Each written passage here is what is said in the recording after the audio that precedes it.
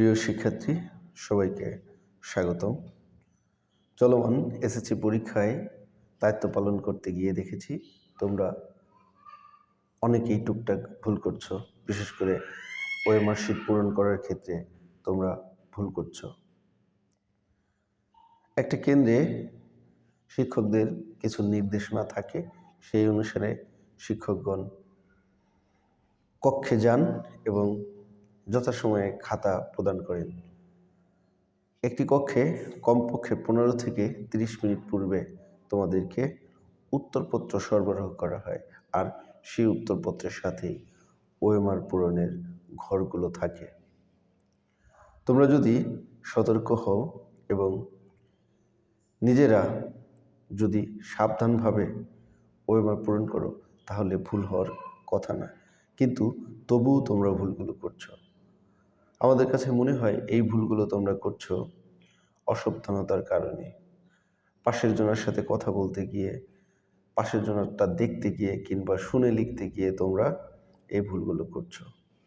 তোমাদের কাছে প্রবেশপত্র থাকে, তোমাদের কাছে রেজিস্ট্রেশন কার্ড থাকে, এমনকি প্রায় সকল শিক্ষার্থীর কাছেই পরীক্ষার রুটিনটাও থাকে। তাহলে কোন তথ্য জানার জন্য তোমাদেরকে অন্যের সাহায্য নেওয়া দরকার? কোনোটার জন্যই অন্যের সাহায্য নেওয়া দরকার না। তুমি যেটা পারো না সেটা চাইলেই প্রবেশপত্র থেকে কিংবা রেজিস্ট্রেশন কার্ড থেকে অথবা পরীক্ষার রুটিন থেকে দেখে লিখতে পারো বা পূরণ করতে পারো। তারপরেও তোমরা ভুল করছো। আজকে তথ্য যোগাযোগ প্রযুক্তির পরীক্ষা হয়েছে, এখানে অধিকাংশই ভুল করেছ বিষয়কোড পূরণ করার ক্ষেত্রে। কেন এই ভুল হবে? তুমি পারো না বা জানো না, তোমার কাছে তো প্রবেশপত্র রয়েছে কিংবা রেজিস্ট্রেশন কার্ড রয়েছে, তাহলে কেন ভুল হবে? তারপরে তোমরা যখন ঘরগুলো পূরণ করো অনেকেই তাড়াহুড়ো করো। তাড়াহুড়োর করার তো কোনো প্রয়োজন নেই। একটা উত্তরপত্রের একদম উপরে বাম পাশে থাকে এসএসসি এইচএসসি লেখা। তুমি যে পরীক্ষা দিচ্ছ সেই পরীক্ষার উপরে একটা টিক চিহ্ন দেবে। তার ডান পাশে থাকে কোন সালে তুমি এসএসসি পরীক্ষা দিচ্ছ সেই সালটা লেখা। সেখানে 20 লেখাও আছে। এরপরে শুধু 26 লিখতে হবে। তাও যদি লিখতে তুমি ভুল করো অথবা না লিখো তাহলে তো অসুবিধা।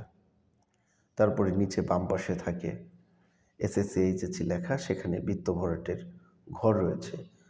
তুমি এসএসসি পরীক্ষা দিচ্ছ, তোমাকে সেই বৃত্তটা পূরণ করতে হবে। তার পাশে থাকে রোল নম্বরের ঘর। এখানে দুটি কাজ, একটা হচ্ছে 4 কোণা যে ঘরটা থাকে সেই ঘরের মধ্যে তোমাকে রোল নম্বরটা বসাতে হবে, তারপরে সেই অনুসারে তোমাকে বৃত্তগুলো ভরাট করতে হবে। তার পাশে আছে রেজিস্ট্রেশন নম্বরের ঘর, সেখানে 4 কোণা ঘরের মধ্যে রেজিস্ট্রেশন নাম্বারটা লিখতে হবে, তারপরে সেই অনুসারে বৃত্ত ভরাট করতে হবে। এরপরে রয়েছে বিষয়কোডের ঘর। তুমি যখন দেখবে তুমি বুঝতেছ না তখন তুমি তোমার রেজিস্ট্রেশন কার্ড থেকে সাহায্য নেবে। তারপরে 4 কোণা ঘরের মধ্যে বিষয়কোডটা লিখে বৃত্ত ভরাট করবে। তারপরে থাকে সেট কোড। এটা খুবই গুরুত্বপূর্ণ।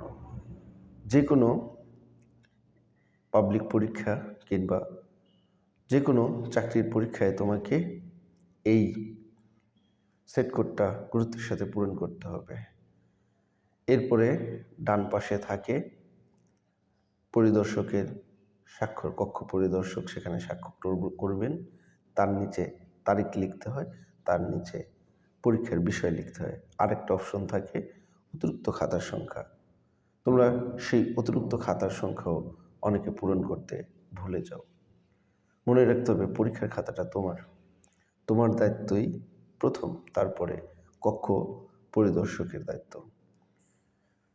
যে কারো ভুল হতে পারে, কিন্তু বারবার যদি আমরা সবাই মিলে চেক করি কিংবা যিনি পরীক্ষার্থী সে যদি বারবার চেক করে তাহলে তো এই ভুলটা হওয়ার কথা না, তারপরও ভুলটা হয়েই যায়। তোমরা পরীক্ষার রুমে চেষ্টা করবে শান্ত থাকার, ধৈর্য ধরে নিজেরটা পূরণ করার, যেন কোনো ভুল না হয়। ভুল হলে পরিবর্তন করে দেওয়ার কোনো সুযোগ থাকে না। যে কয়জন শিক্ষার্থী সেই কটা উত্তরপত্র প্রশ্নপত্র দেওয়া হয়। আশা করি চলমান বাকি পরীক্ষায় তোমরা আর কোনো ভুল করবে না। তোমাদের সবার জন্য শুভকামনা। ধন্যবাদ।